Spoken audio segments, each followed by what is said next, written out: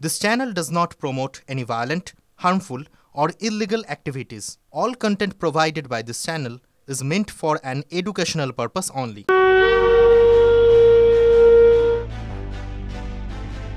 সম্মুখ সমরে ভারত ইংল্যান্ড 22 জানুয়ারির ম্যাচ নিয়ে উত্তেজনার পারদ চড়তে না চড়তেই এবার বড় ঘোষণা করে দিল পূর্ব রেল।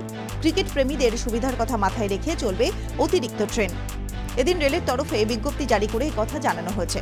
চলবে দুটি অতিরিক্ত লোকাল। প্রিন্সেপঘাট ও বারাসাত, বিবাদীবাগ ও বারুইপুরের মধ্যে চলবে এই অতিরিক্ত ট্রেন।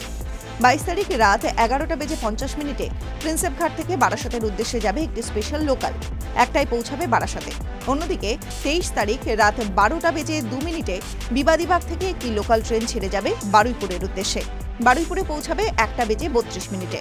রেল বলছে, ম্যাচ দেখতে আসা ক্রিকেট প্রেমীদের বাড়ি ফিরতে যাতে কোনো অসুবিধা না হয় সে কথা ভেবেই এই সিদ্ধান্ত নেওয়া হয়েছে।